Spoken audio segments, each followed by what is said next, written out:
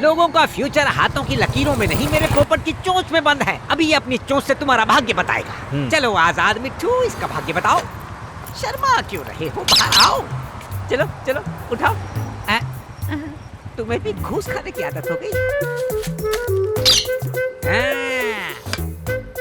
अपनी आंखों से देख लो, कुबेर स्वयं पधारे हैं। अब जो भी काम करोगे उसमें भाग्य तुम्हारा पूरा साथ देगा। अभी चाहे ऑटो के पैसे ना हो, पर भाग्य खुलेगा। तुम बेंज कार में सिग्नलों को तोड़ते हुए दूर तक चले जाओगे। समझ गए? जाओ जाओ जाओ। दक्षिणा तो दो। ये लीजिए। नमस्ते, बैठिए। आपके चार्जेस क्या हैं? खाली 20 रुपए। और मिट्ठू का प्राइस? तोते की क्या कीमत है? क्या बोली? मिट्ठू बिकाऊ नहीं है। बताओ वरना तेरे कपड़े बिकवा दूंगी। क्या समझते हो? पैसे कमाने के लिए इस मासूम से परिंदे का मिसयूज करते हो? शर्म नहीं आती क्या तुम लोगों को? उसे खाने का एक छोटा सा दाना देकर खुद के लिए पूरे दिन का जुगाड़ करते हो? शर्म नहीं आती क्या तुम्हें? हाँ, ये छोटा सा परिंदा तुम्हारे पूरे घर का पेट पाल सकता है। हाँ, तो अगर तुम खुद कुछ करोगे तो अपनी फैमिली के लिए पता नहीं क्या कर सकते हो। इसे खुली हवा में छोड़ने के बजाय तुमने इसे पिंजरे में बंद करके रखा हुआ है। इस बेचारे को अपना तो फ्यूचर कुछ पता नहीं है कि तुम्हारे जैसे बदतमीज के साथ इसे कब तक रहना पड़ेगा। ये दूसरों का फ्यूचर क्या बताएगा? हाँ, लोगों के इमोशन का फायदा उठाकर उन्हें इमोशनल फूल बनाते हुए तुम्हें शर्म नहीं आती? आजादी इंसानों का नहीं, जानवरों का भी हक है। ये क्या कर रही हो? ये है इसका असली फ्यूचर। आजाद मिट्ठू, आजाद मिट्ठू, वापस आजा। मेरा धंधा चौपट कर दिया तूने। पेट भरने के लिए किसी पर जुल्म करना गलत है। तुम्हें पैसे ही चाहिए ना? छी।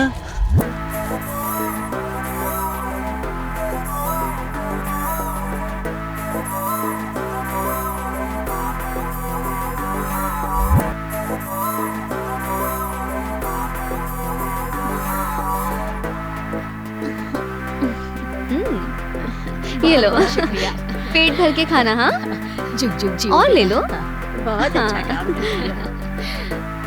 मैं उस दिन गई थी वहाँ पर। क्या बात है, हाँ, चमक रहे हो। मुझे तो उसका सामान बहुत अच्छा लगा। अगली बार जाऊंगी तो खरीदूंगी। अरे रुक रुक, अरे कहाँ भागी? ठीक है, चलो। हेलो, क्या चाहिए? तुम कमाल हो, सच में बड़ी प्यारी हो। बल्कि सिर्फ तुम ही नहीं, तुम्हारी सोच भी बहुत प्यारी है। हाँ जानता हूँ, किसी अजनबी को ऐसे सड़क के बीच तारीफ करना अजीब तो है, शायद गलत भी हो, पर अपने जज्बात छिपाना भी तो गलत है। मैं तुम्हें बहुत ज्यादा पसंद करता हूँ। क्या तुम मुझसे शादी करोगी? तुम तो कुछ कह ही नहीं रही हो। मैंने कुछ गलत कहा तो सॉरी। हाँ, गलत ही तो है। किसी 2 बच्चे की माँ से यूं सड़क पर चैटिंग करके सेटिंग करना गलत है। रुको, मम्मी आ रही है। मेरे जैसी हाउसवाइफ सिर्फ सब्जी खरीदने और बच्चों को स्कूल लेने छोड़ने के लिए घर से निकलती है। अब तुम ऐसे रोक कर मेरी ये आजादी भी छीनना चाहते हो? रुको रुको, देखो मम्मी आ गई है। चलो अब घर चले। चलो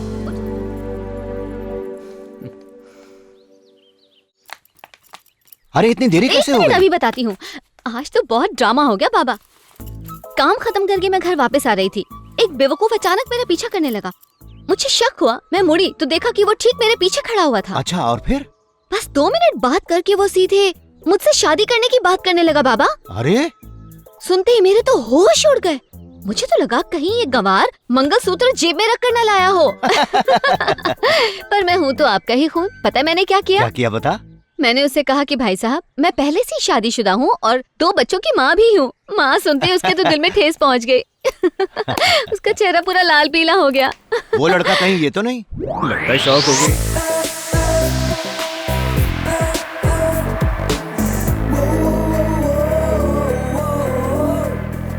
दिव्या, वहाँ बेंच पर यही मम्मी मिली थी ना? हाँ माँ। अरे बाप रे, लगता है गई भैंस पानी में। तूने जो कुछ भी कहा सब झूठ कहा, पर मैंने इससे सब कुछ सच कहा है। मैंने तो इसे अपना दामाद मान भी लिया है। इसका नाम है जगन, मेरा दोस्त है और इसका दिल सोने का है। बचपन से गुरुकुल में हम साथ ही पले बढ़े। हमारी अपनी कोई फैमिली नहीं। इसका मैं हूँ और मेरा ये है। अगर आप चाहें तो रिश्ते की बात आगे बढ़ाते हैं। हाँ हाँ बिल्कुल बढ़ाते हैं। एक ही बार मिलके आप फैसला कैसे कर सकते हैं? तुम शायद गलत समझ रही हो। मुझे तो पहली नजर में ही प्यार हो गया था, पर बिना तुम्हारी रजामंदी के शादी के बारे में सोचना भी बहुत बड़ी बेवकूफी होगी। इसलिए मैं तुमसे अकेले में बात करना चाहता था। बाबा, मैं इससे अकेले में बात करना चाहती हूँ। हाँ हाँ बिल्कुल बात करो।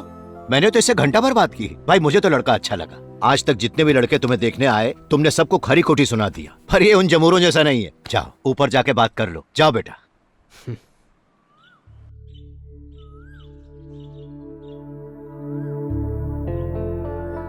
मुझे शादी करके घर बसाने में कोई इंटरेस्ट नहीं। क्यों? जहाँ तक बाबा का सवाल है, मेरी शादी उनका सबसे बड़ा सपना है, पर मुझे लगता है मुझे कभी भूल कर भी शादी नहीं करनी चाहिए। तुम्हारी सूंघने की प्रॉब्लम के बारे में जानता हूँ, पर यह प्रॉब्लम इतनी भी बड़ी नहीं कि तुम किसी को शादी से ही इनकार कर दो। प्रॉब्लम तो तब होगी जब मैं तुमसे शादी करूंगी। मुझे पत्नी बनाकर कदम कदम पर तुम्हें मुश्किलें झेलनी पड़ेंगी। शुरू शुरू में तुम्हें शायद सब अच्छा लगे, पर जिंदगी भर झेल पाओगे इसकी कोई गारंटी नहीं है। पत्नी का मतलब सुख दुख बांटने वाली, ना कि जिंदगी भर का बोझ। और इसके अलावा एक बार फिर मैं किसी अपने की मौत की वजह नहीं बनना चाहती। माँ,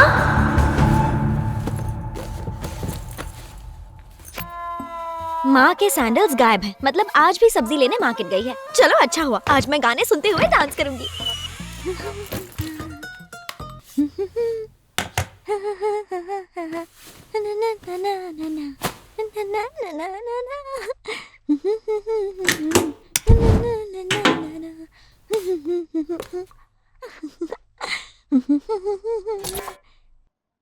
अरे यार, लाइट चली गई। इस लाइट को भी अभी जाना था क्या?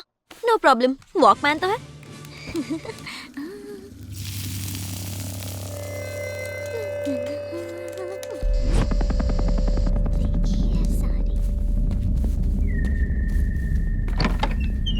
ज्योति स्कूल से वापस आ गई?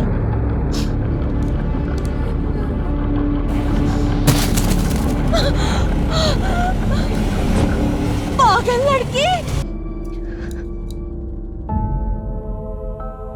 मेरी वजह से माँ चली गई और मुझे पता तक नहीं चला।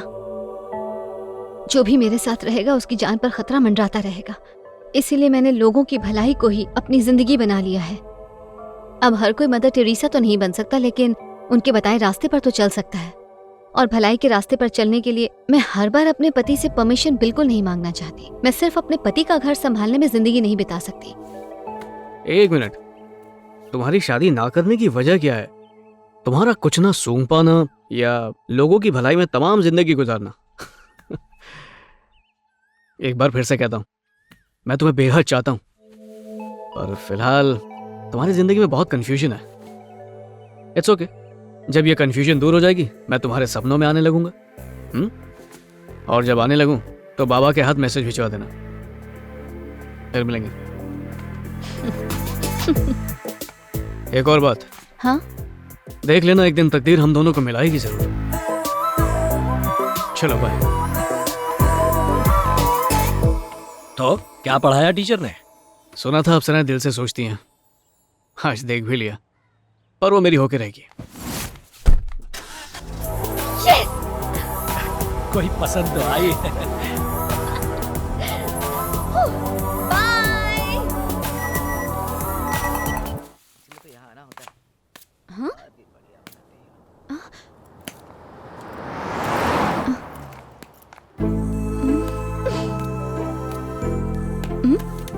हाँ ज्योति, तुम्हारी मर्जी के बिना तुम्हारा पीछा करना गलत है, उसके लिए आई एम सॉरी। अब तुम्हें फोटोज इतनी पसंद आई गई हैं तो ये गलती मैं बार बार दोहराने को तैयार हूँ। हेलो, इधर उधर क्या देख रही हो? मैंने सोच लिया, शादी तो तुमसे ही करूंगा। मैं अपनी पूरी जिंदगी सिर्फ तुम्हारे साथ बिताऊंगा। तुमने मुझे अपना दास नहीं बनाया ना, तो कसम खा के कहता हूँ देवदास बन जाऊंगा। मैंने तो बोल दिया, अब तुम्हारी मर्जी।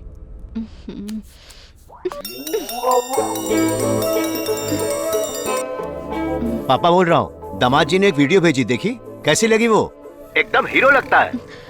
बताओ फोन ना। रख दीजिए बाबा, बेवड़े कहीं के। पूरे शराबी हैं आप। अब? जितना पीना है पियो। हाँ ठीक है ठीक है। मुझसे बात मत करना।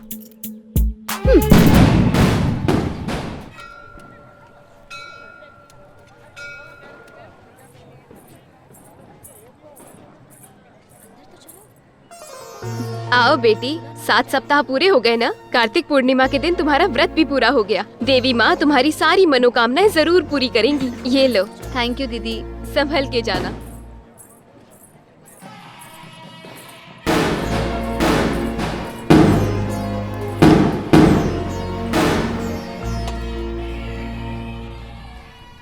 देवी माँ, इस उम्र में लड़कियाँ अपने लिए अच्छा वर मांगती हैं, पर मैं चाहती हूँ कि मेरी शादी ही ना हो।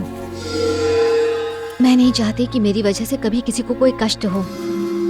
प्लीज किसी तरह बाबा का मन बदल दीजिए, और जगन का भी, जो हर जगह परछाई की तरह मेरा पीछा करता है। प्लीज।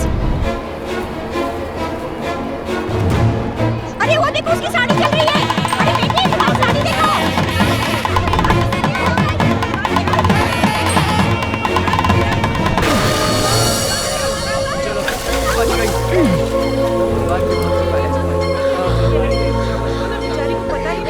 अरे बेटा, कब से मैं चिल्ला रही थी कि तुम्हारी साड़ी में आग लगी है, तुम्हें सुनाई नहीं दे रहा था क्या? शोर शराबे में कुछ सुनाई नहीं दिया होगा इन्हें। सुनाई नहीं दिया, लेकिन साड़ी में आग लगने की बात तो आई होगी। हर जगह तो दिए जल रहे हैं, इसलिए शायद ध्यान नहीं गया होगा। चलो जाने दो, इस लड़के के रूप में आकर स्वयं भोलेनाथ ने तुम्हें बचाया है, नहीं तो अनर्थ हो जाता। कम से कम अब तो समझ जाओ ज्योति, तुम्हें भी कोई ख्याल रखने वाला चाहिए।